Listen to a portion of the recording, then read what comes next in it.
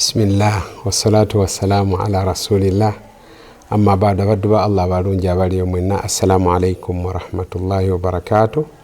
Tugenda maaso n'okwejjukanya ebirungi byetuteekeddwa okumanya ku ddiini yaffe okusobola okubeera abaddu ba Allah balungi bajja okubeera nti nno asitula amadaala. Ng'era tugenda maaso ne programu yaffe ya hadithi y'olunaku, tugenda maaso ne kitabo kya Bulugul Marami mu mulyango ogw'empisa. Leero hadithi ejjibwa ku Abdullahi bin Salam erimu ebintu bina era nabyo biri muteeko gwa mpisa. Abdullahi bin Salam atunyumiza nga ajja ku Nabbi sallallahu alaihi wasallam. Nabbi sallallahu alaihi wasallam nga agamba nti ya ayuhannaasu, abange mu abantu, ifshu salama, musasanye emirembe oba musasanye salaamu. Sanga omuntu gwomanyi ne gwotamanyi omutolere salaamu, ne munno waba agikutoledde giddemu, musasanye emirembe. Ate nga tegikoma ku kya bigambo, wabula kitegeeza okusasanya emirembe kitegeeza n'obutayambagana kubikola byonna biyinza kumala ku bantu mirembe.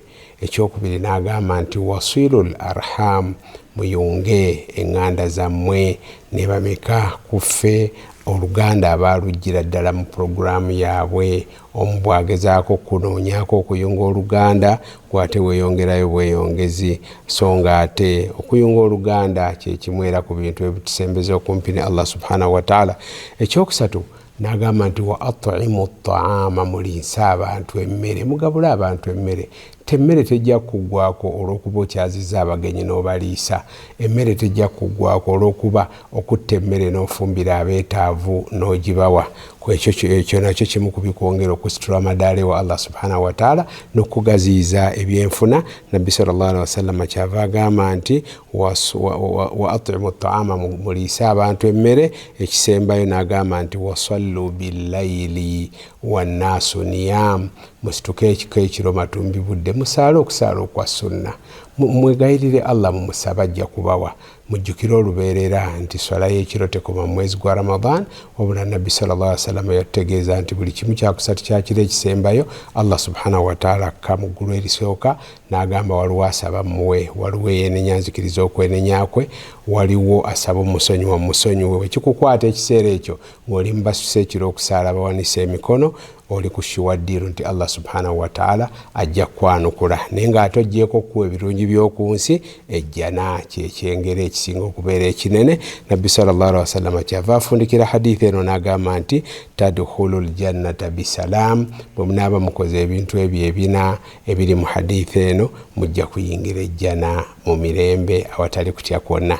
Hadha wa sallallahu ala sayyidina Muhammad wa ala alihi wa sahbihi wasallam. Naye mpozi kyenjagala okufundikira nakyo nti hadithi eno ejjibwa ku Abdullahi bin Salam yali omu ku bamanyi b'Abayudaaya Nabbi sallallahu alaihi wasallam be yasanga e Madina.